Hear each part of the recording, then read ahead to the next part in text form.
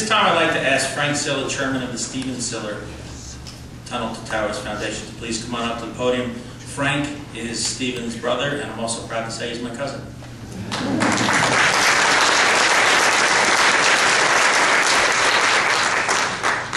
Thanks, John. Not bad, roped him in, right?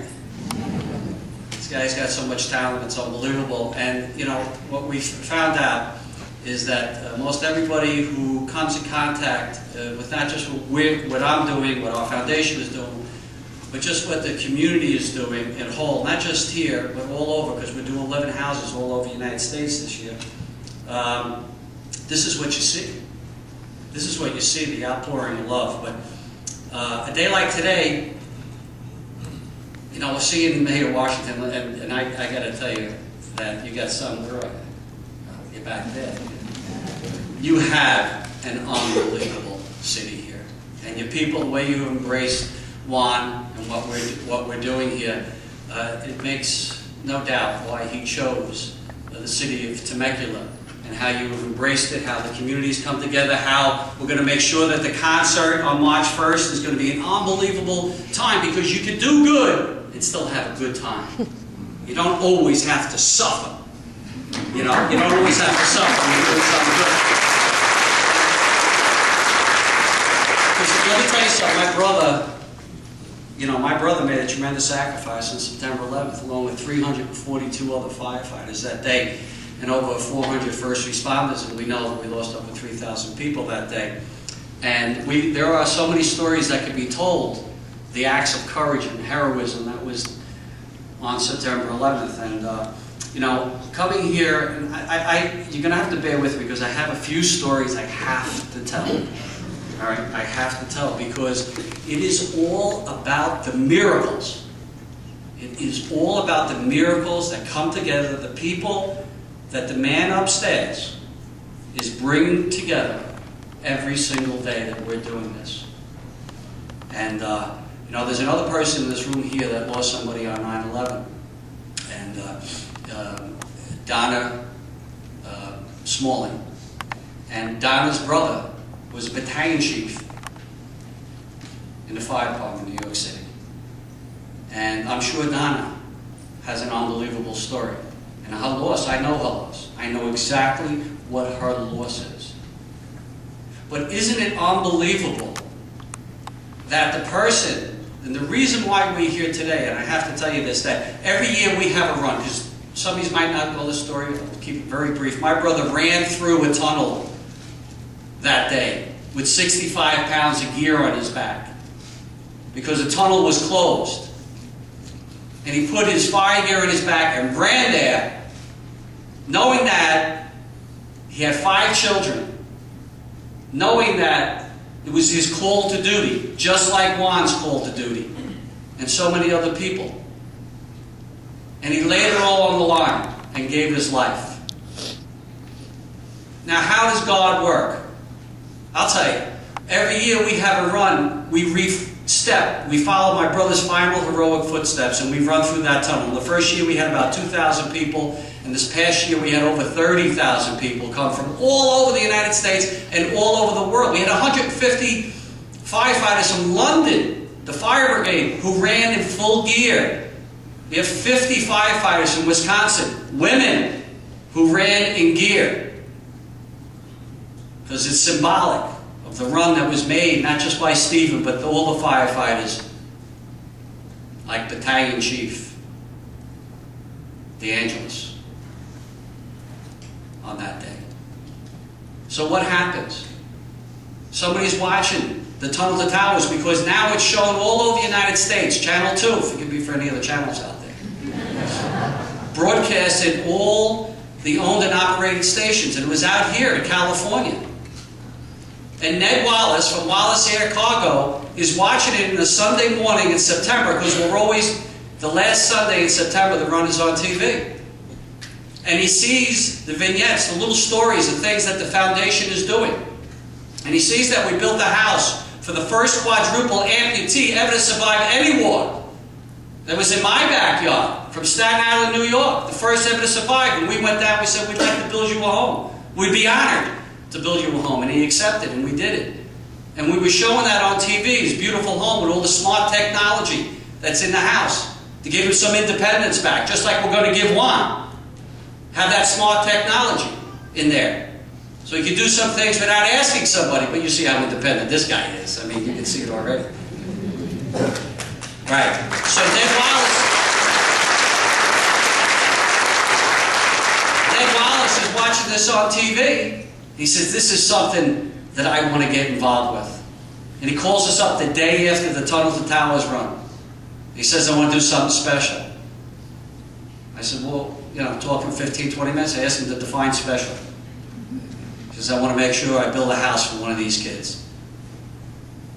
And believe me, that is why we're here today and that we're able to commit to this, that he had donated, listen to this, Wallace Air Cargo Corp. Ned Wallace donated $450,000 towards Juan's house. Is that all right?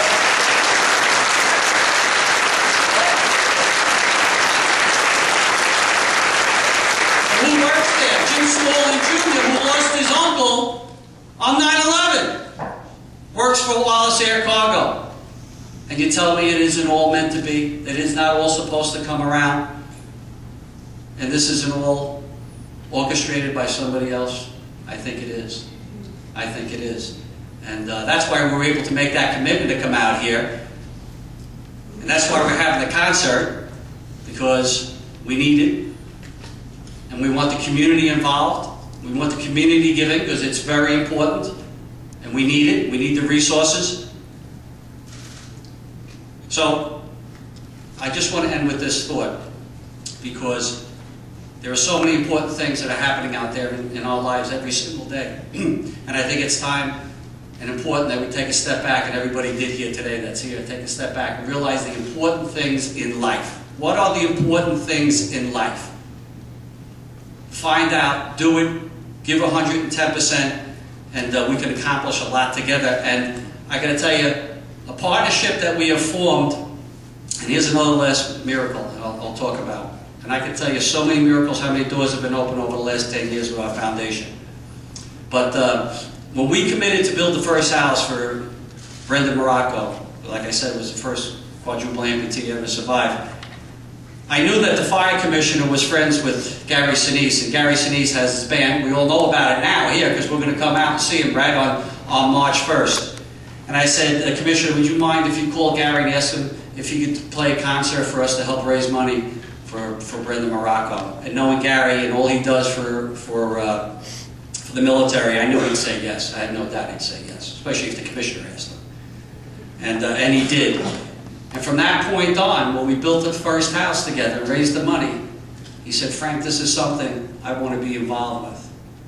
And now he's our partner in building all these houses.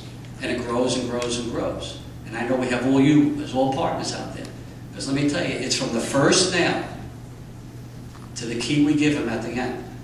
I don't care what you're doing. I don't care how little, how big it is. We need everybody. We need all your help. And Juan, the promise we make to everybody from Gary Sinise Foundation, from our foundation, is we're going to build you a beautiful house. It goes to Ned Wallace and the people of Temecula, for sure. God bless you, and congratulations.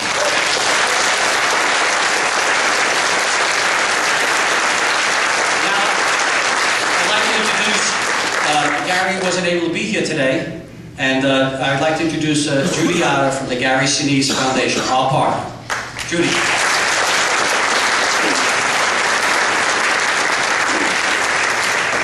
Thank you, Gary. Sorry you can't be here, but I will try to help out with Lieutenant Dan. On behalf of Gary Sinise and the Foundation, we're thrilled at the outpouring that the town of Temecula has shown and put behind one of our America's bravest Lance Corporal Juan Dominguez. And, you know, Juan risked his life and sacrificed his limbs so we could wake up every morning with the freedom to make choices and live our life to the very fullest. And through our partnership program with Tunnel to Towers Foundation, Building for America's Bravest, we have the opportunity to do that for Juan. Give him that very same opportunity that he gave us. He was fighting for freedom against enemy forces in Afghanistan in 2010. We can provide him with that very special home to enable him to live his life to the fullest. and in this great community of Temecula, where he's chosen to move with his family to live the rest of his life. And as Gary likes to quote Calvin Coolidge, a nation which forgets its defenders will itself be forgotten. Let's never forget. Thank you, Juan, and thank you, Temecula. Please come out to that concert on March 1st, because that's going to make a difference. Thank you.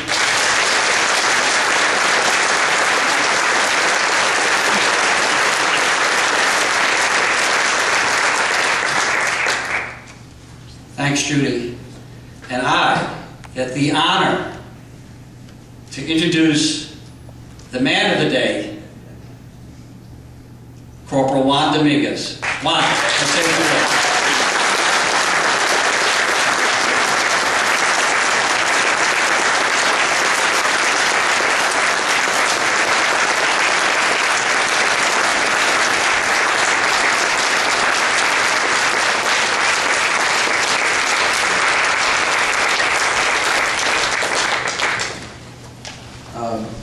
Good morning.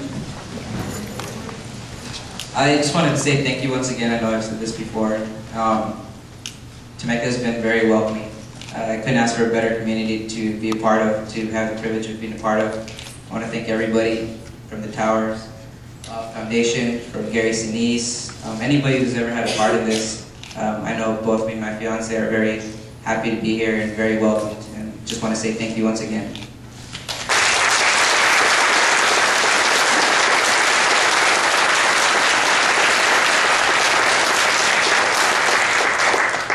Ladies and gentlemen, for one last time, we're going to have Danny Rodriguez come back up and sing God Bless America, the song that he comforted the nation with after September 11th. Please feel free for everyone to join in. Thank you.